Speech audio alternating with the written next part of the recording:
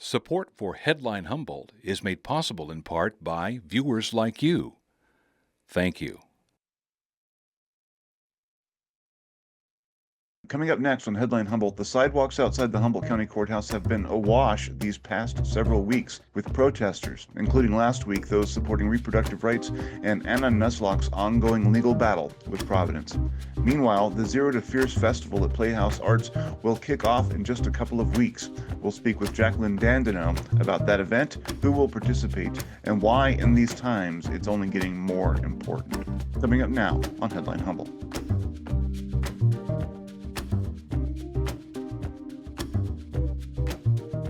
From the top of Humboldt Hill, this is Headline Humboldt. I'm James Falk. Thanks for joining us. For many, the past several weeks since Donald Trump took the oath of office have been a rocky ride, full of doubts, consternation, anger, and a rising sense of powerlessness. So much is happening so fast, we're all reacting to half-told and sometimes unreliable narratives we're hearing on social media or through the news, while the real-world impacts of all this change is unknown. This reaction is natural and expected. Part of the reason for the onslaught is to provoke that very response, and if we're all exhausted by the endless parade of weirdness, eventually we'll all just tune out. For now, though, all the chaos, the executive orders, the upset paradigms, and suddenly fraught allegiances are just putting people in the streets. We've had several protests on 5th Street in Eureka these past few weeks. People get out there, shout their grievances, wave signs, and feel empowered. I totally get it, and I encourage folks to exercise their First Amendment rights. But if the plan is to mount a serious resistance to the shock and awe that has been the Trump administration's recent assaults on democracy, the opposition will have to simultaneously prevent its people from burning out and inspire them to long-term meaningful action. That's the key word. What's a meaningful way to protest without violence and without fear?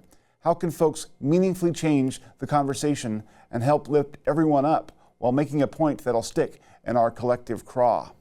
I'm just asking.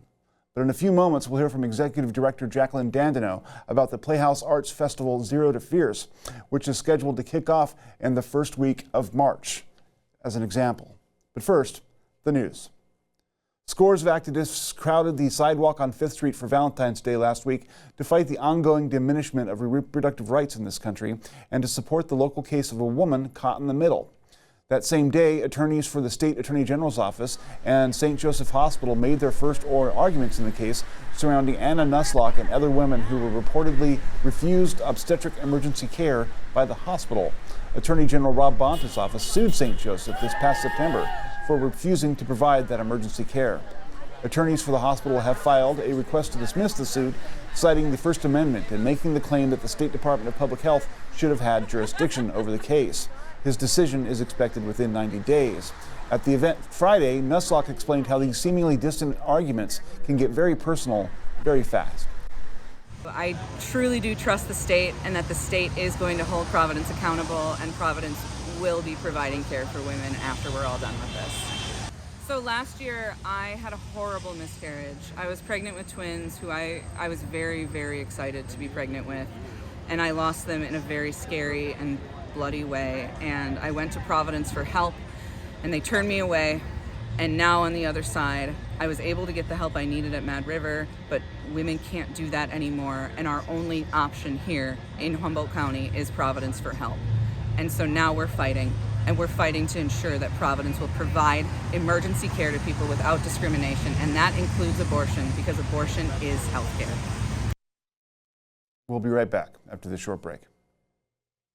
Key TV is calling for community champions. Want to make a positive impact? Join our community advisory board and help shape the future of your local PBS station, KEET. We're looking for passionate individuals throughout our viewing area, including Crescent City, Willow Creek, Southern Humboldt, and beyond, especially those from diverse backgrounds. Meetings are quarterly and held online. Visit keet.org to learn more and make a difference today. Ever wonder what happens to your car when you're done with it? Will it be taken care of? What if donating could give you access to more of the television you love? We'll use the proceeds from your donated vehicle to help fund your PBS station and give you access to our most popular member benefit, PBS Passport. With Passport, you can stream a massive collection of drama, mystery, history, music, and art programs. You're going to love it. Complete the easy online donation form today and we'll take care of the rest. And thank you. Joining us now in studio is Jackie Dandeneau, Executive Director of Playhouse Arts. Thanks for joining us. Thank you for having me. When I was talking off the top of the show about meaningful protest, Zero to Fierce, it suddenly struck me as I was delivering those lines that that's kind of an example of what I'm pointing toward, as something that is a little bit more than just waving signs. There's a lot going into what's behind this and the sentiments that it's expressing and supporting. But before we get to Zero to Fierce, yes, let's talk a little bit about Playhouse. All right. It's something that's been going on for almost 20 years, you mentioned. And 20 years next year. 20 years next year, and it's something you and your husband started at the time. My ex-husband, yep. Who's an awesome guy. Awesome guy, good. Yeah, I'm glad to David hear Fernie, that. he's great.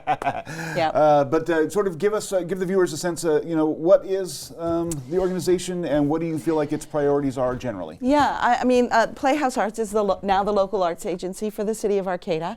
So our purpose is to build community through the arts, and building community really is at the center of what we do at Playhouse Arts, really what our staff does and what all our programming does. We have, we put artists in schools. We work with the Yurok tribe on an artists in schools program called Skuiech Sanina, We Are Becoming Well. We do outdoor spectacles. We work with the city on art installations. We have a radio station, Humboldt Hot Air. It's been online and it's just going live. It's 94.7 FM, 94.7 KHHA. Yeah, people check that out. Yeah, Nerily Devaney has been spearheading that. Danielle Orr sort of started it out with us, and then Nerily took it over and has just run with it. And her dad, Vinnie Devaney, had Fogu on KHSU, so she's really well versed in radio. And she's doing a great job. So that opens on.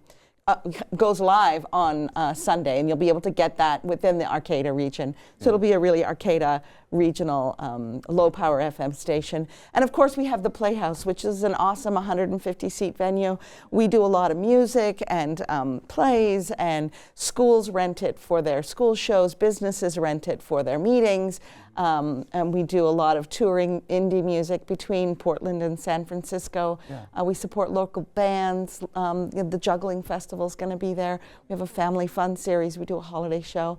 So, we have a lot of things within our doors and a lot of things outside of the doors of the Playhouse. So, it's become a real lodestone, a touchstone for a lot of people in the community of where to come and be together.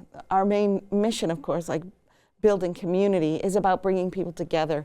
And in my view, that's the way that you can, counteract a lot of white noise and a lot of things that are coming at you, is to be together and be like, what do you think about that? What is this? What is that? So that you can start to make, empathetic, constructive opinions and actions about who we are in our community and who we want to be. Yeah, and I noticed that with the bill that you have coming up for this Zero to Fierce Festival is it's a broad spectrum of people, and they're coming from all kinds of directions. Yeah. And they're all telling their story in passionate, colorful, ways. Yeah. And I think that is something that we need to not lose sight of, is we're being told from certain directions that DEI is not good. I think that we need to continue telling those stories and empowering folks in that direction, right?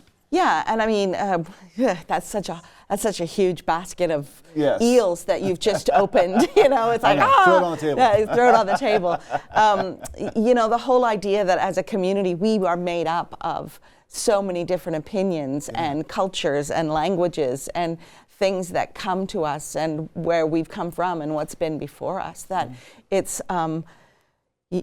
impossible to proceed forward and say this way is the only way. Yeah. And by working with other organizations like Centro del Pueblo and Happy and Black Humboldt and Harambe and doing a lot of things, just trying to bring all those communities together. Yeah. One event that we have paid events, but we also have free events, and one of them is Our Community Sings.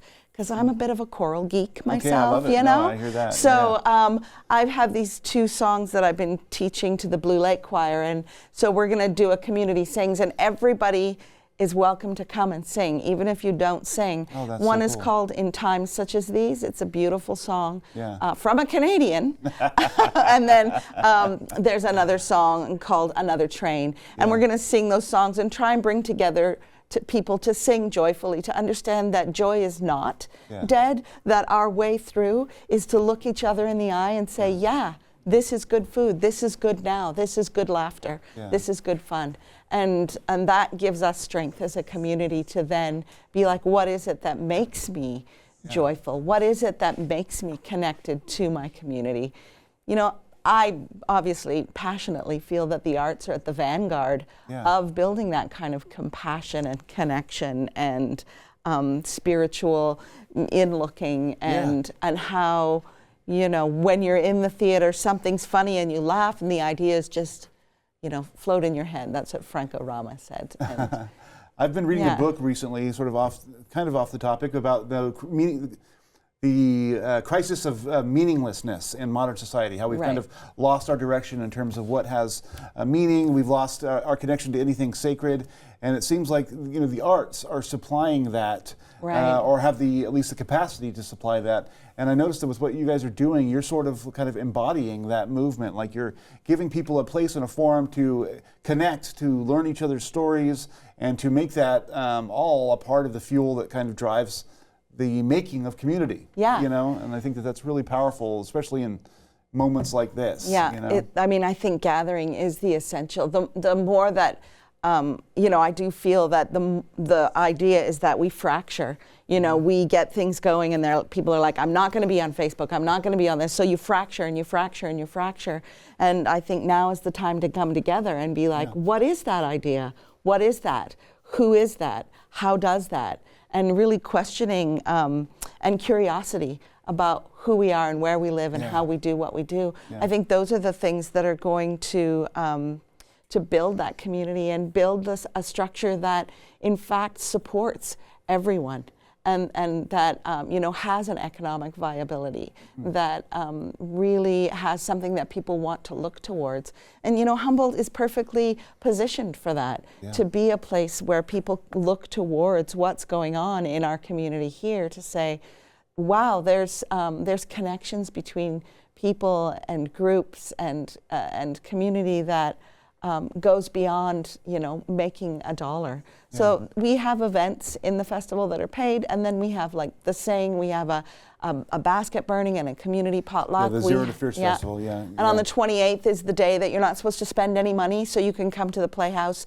and Women on Air Humboldt will be doing a big DJ thing, and there will be art from various women and women-identified people in the lobby, and you can come and not spend $1, but really spend some good soul and some good heart while you're there and get all charged up. Now, when this has been going on for the past 9 years. This is our 9th year. So what was the genesis of the Zero to Fierce idea? I mean, was it in reaction to something you saw happening, or what was the movement? Well, you know, I've been a feminist from a way back because I believe in the social, economic, and political equality of women, and that's not always been the case and continues not to be the case. The fact that we have yet to ratify the 19th Amendment here in the United States. Now that I'm a citizen, I can say we, but you know, so I was part of a feminist theater company, really looking at the role of women in the arts, women in film, literature, theater, music, all of it.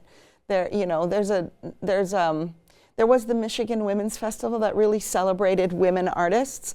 And so just trying to replicate that, to give a place where women could come together and present what they're doing and how they're doing it and how they want to do it, and people could come and watch that and sit and you know, see what that is and what that expression is. I think that was my impetus in doing it. Just feeling like as a woman sometimes I feel like my humor, my views are not really represented in places, and sometimes things that are raucously funny to some are like, I'm like, that's not funny. So, you know, trying to find those spots where we can have a diversity of opinions, and I know that's, maybe a dirty word right Is now. it? But I mean, it can't be. I'm trying to be diverse. Yes. I'm trying to be Inclusive. provide a space where Yeah. we can have an equal amount of time for everyone, Yep. and to be inclusive to everyone, which comes to say men are more than welcome at the festival. And I absolutely. encourage Yeah. men to come and see, because there's some really outstanding things going on and really amazing performers. Flying in, we don't have a lot of money because you don't get funding for a women's this is festival. Humboldt County, and I mean also, Yeah, so we're, they're flying in from Philadelphia and Los Angeles and Yeah. San Francisco, and they're flying in on this is an awesome thing for us to be a part of, Yeah, Yeah. They're not doing it because they're going to get rich by coming up here. No, Yeah. they're not doing There's it. a spirit to Yeah. it, which I think that they're Yeah. attracted by. You brought some props. I Let's did talk bring about your some props. Look, Yes, I have a little lunch kit here. If you come to the Zero to Fierce Festival, you can pay $20 and get your own little lunch kit. Okay. Or we have a pass, a $300 pass for everything in the festival, all the workshops, everything. Wow. And you get a lunch kit. Yeah. And we have swag. You can buy swag Which, I mean, online. this logo, local artist, who was that? Anna Nusslock. Yeah, that is remarkably well it's done. really It awesome. Seems to capture the spirit of what you guys She does amazing work. I encourage Yeah. people to go to her website, and when you see her in the streets, thank her profusely for her support of the Playhouse Yeah. and what we're doing. She's an amazing person. When we have the website so people can go to, what's the URL on that? If, Arcata, it's at playhousearts.org. Okay. Or you can go directly to zerotofierce.org. Okay. And that'll spill you right back right over into the our information. I think we thing. got the information up Yeah, there on that's the screen. playhousearts.org/Zero to Fierce. Yeah. If you Google Zero to Fierce, you'll land on one of those 2 pages and you'll get the information. There's also a volunteer form up there. So if you are like, wow, I'd like to come volunteer, and there's a myriad of opportunities to volunteer, because we do have multiple venues: Redwood Rocks, the Exit, the Playhouse, Yeah. and the Summit. And then there's an event at Jefferson too with Yeah. Wealth. Yeah. There's a lot of cool things going on. Dr. Lila June, can you talk a little bit about her Oh and what she's yeah, going to be doing?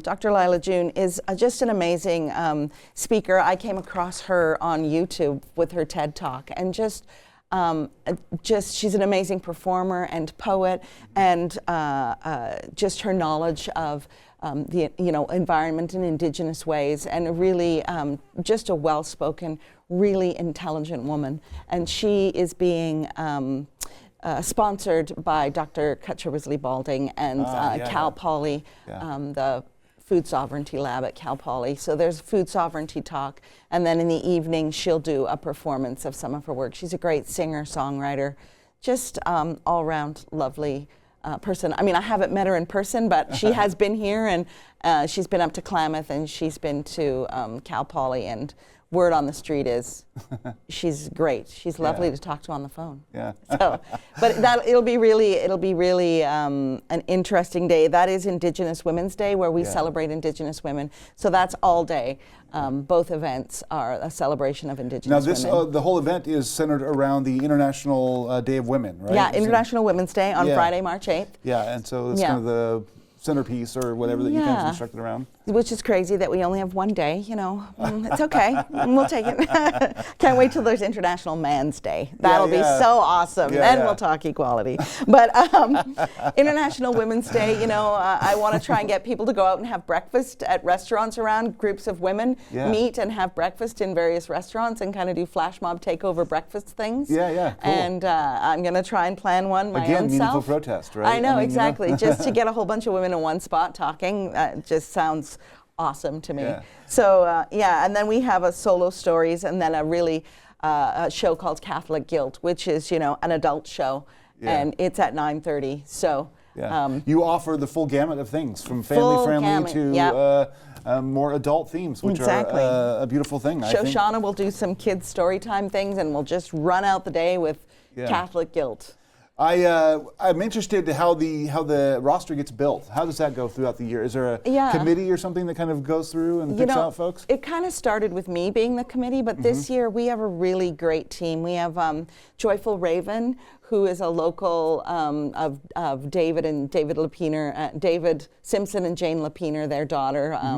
they're longtime activists and theater people in the area. So Joyful has joined us. T.L. Forsberg, who did a show last year with the festival, has joined the team, as well as our amazing Playhouse team, Carissa Pinnell, Naralee Devaney, me, and then, you know, Pat Niddle and Augustine are backing us up as well. So it's a pretty big team that have put it together, and you know, it takes a village. Yeah, absolutely. Yeah. Now, one of the things that you were describing earlier before the show was the basket burning. I think you just mentioned it. But can you talk a little bit about what that's going to look like and how that sort of forms a meaningful coda at the end? Yeah, Mavis Muller is an amazing, she weaves baskets, and she's done this all over the world. She's from Alaska, and she came last year by accident. She kind of showed up, and I was like, what a great thing. So she built this basket with things that she's collected around the community, willow and apple and all these different sticks and twigs and things. The local area. Local area. So she builds this basket. Isaac from, I forget Isaac's last name, I can't believe I'm doing that, but he's out in Gintoli. He has a great space out in Gintoli. He helped her build the basket frame. So she'll weave this basket, and then during the festival, she has leaves out for people to write notes on, and they attach it to the basket. It stays there all week for the whole 10 days. And then on the Sunday night, we're going to have a big celebration with a show called The Glory of Love that's supposed to be just a really great sort of interactive cabaret celebrating love that you feel so good at the end of.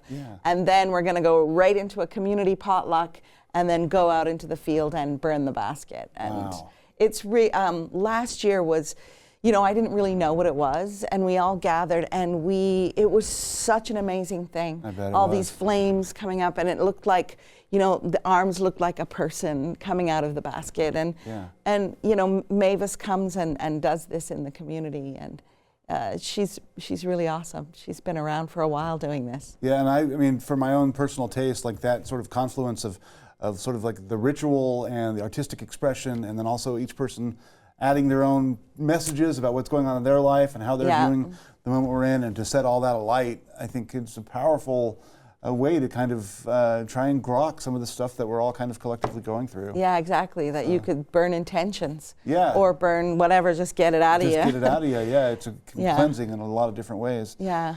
You know, go ahead. She's doing a basket workshop as well on Monday, so you could learn to build your own little basket. She'll sort of show some things. She makes really cool little baskets that she'll sell, and she's also doing a basket workshop and a talk at the Lunchbox.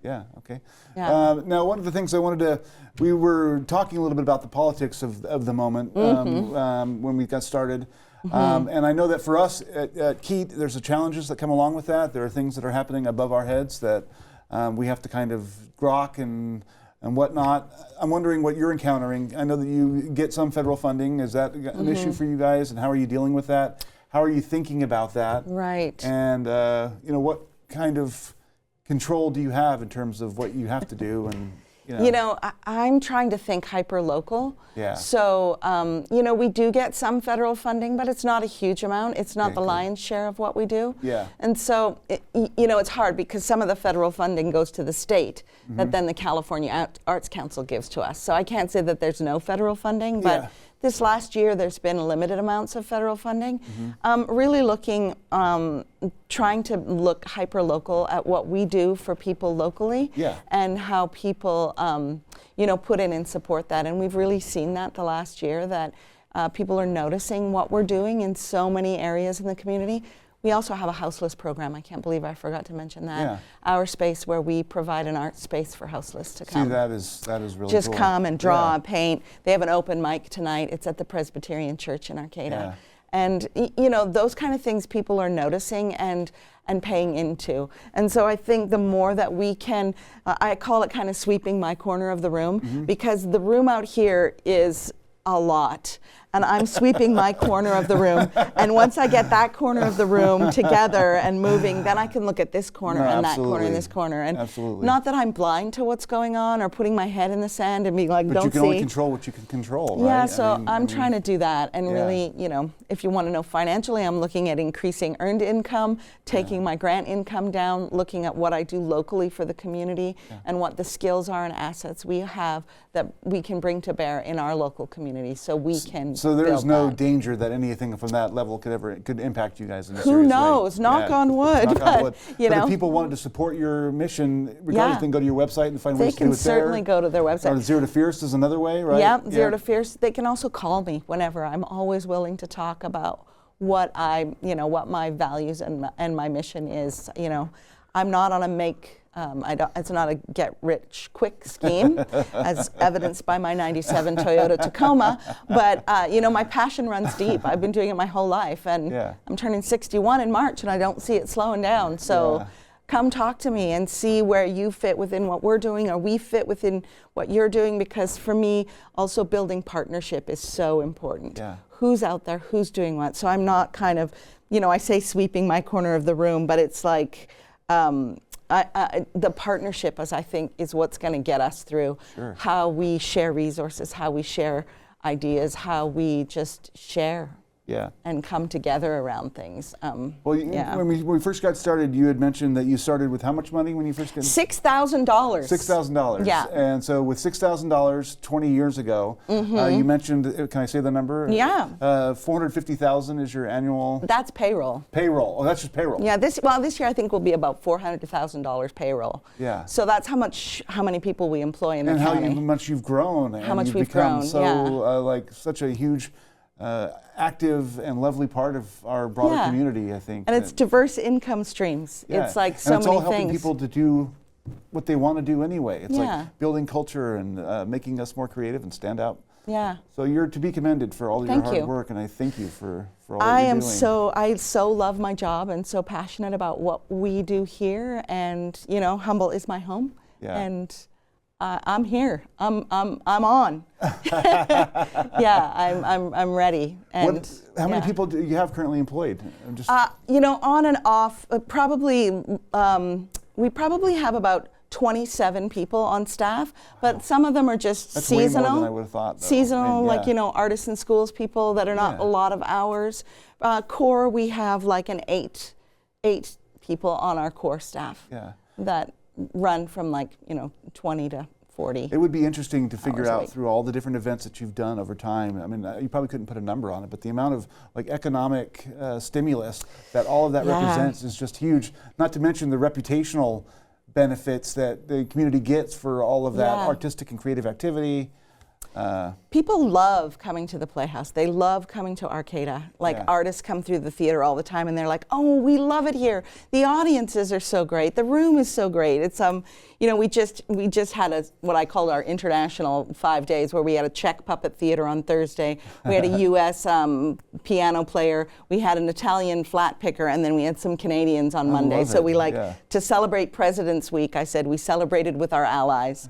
So and all of them are like, we love this space. We love the audiences. The people who come and see they're the thing that people talk about a lot. It's just that audience that comes to the door and is so warm and generous. And I think that's what we're known for in the world. I think and part of it is the training that we get through our artistic community. Yeah. It's an interactive process, right? Yeah, it's great. I just love the people who come and support the Playhouse. That's what makes the thing. The kids, the stilt walkers, the kids who do puppets, all of those things, and it's all just such good grist for the mill to make the bread that is community. Yeah, that is community. Well, thank you very much for coming in. I Thank appreciate you. it. People go out and check it out. Yeah. Zero to Fierce. Zero to Fierce. And it sounds like it's going to be a blast. Get a lunchbox. That's it for this week. Thanks for watching. Stay tuned. Stay informed.